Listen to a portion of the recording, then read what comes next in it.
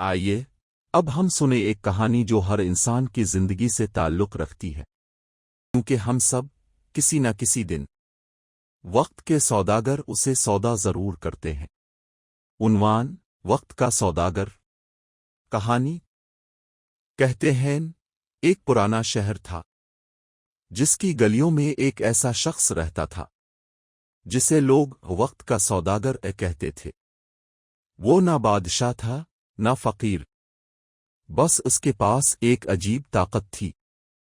وہ وقت خریدتا بھی تھا اور بیچتا بھی، مگر اس کی دکان پر پیسوں سے کچھ نہیں ملتا تھا، بس احساس، قربانی، خواب اور افسوس۔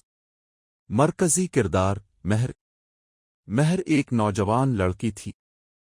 بچپن سے اسے وقت پر قابو نہ رہا، کبھی وقت نے اسے خوشی نہ دی، کبھی وہ خود وقت کو ضائع کرتی رہی۔ ایک دن وہ بہت تھک گئی اور پھر اس نے سنا، جو وقت کھو چکے ہو اسے واپس پانا ہے تو وقت کے سوداگر کے پاس جاؤ۔ سوداگر کی دکان۔ مہر اس دکان پر پہنچی۔ پرانا کمرہ، دیواروں پر گھڑیاں، میز پر پرانے خطوط، بوسیدہ یادیں اور جلتے دیے۔ سوداگر نے بغیر دیکھے کہا، کون سا وقت واپس چاہیے؟ مہر کانپتی آواز میں بولی، وہ وقت جب میں اپنے والد کو آخری بار گلے لگا سکتی تھی، وہ لمحہ جب میں اپنی سہیلی کو معاف کہہ سکتی تھی، یا وہ موقع جب میں اپنے خواب کا پیچھا کر سکتی تھی۔ قیمت؟ سوداگر نے کہا، ہر کھوئے ہوئے وقت کی قیمت ہے، کیا دو گی؟ مہر نے فوراً کہا، اپنا آج دے دیتی ہوں۔ سوداگر ہنسا، ایک تھکی ہوئی، دکھی ہنسی۔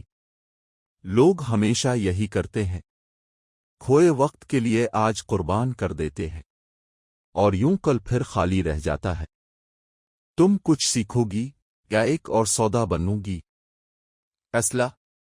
مہر کی آنکھیں بھر آئیں، وہ پلٹ کر جانے لگی، مگر ایک آخری سوال کیا، کیا کھویا وقت کبھی واپس نہیں آتا؟ سوداگر آہستہ بولا، نہیں، لیکن اگر تم آج کو جی لو تو کل وہ وقت بن سکتا ہے جس پر تمہیں کبھی افسوس نہ ہو۔ یہی اصل سودا ہے۔ اختتام: مہر کا نیا وقت۔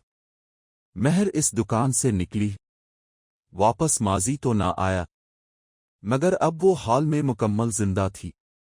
اب وہ ہر لمحہ دل سے جیتی، ہر انسان سے دل سے بات کرتی، اور ہر دن ختم ہونے سے پہلے ایک سوال خود سے پوچھتی، کیا آج وہ وقت تھا جسے کل یاد کر کے خوشی ہو؟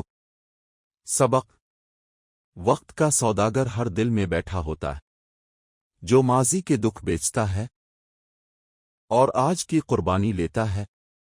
کھویا وقت واپس نہیں آتا، مگر آج کو قیمتی بنا کر کل کو بہتر بنایا جا سکتا ہے۔ افسوس ہمیشہ اس پر ہوتا ہے جو ہم نے نہ کیا، نہ کہ اس پر جو ہم نے کر لیا۔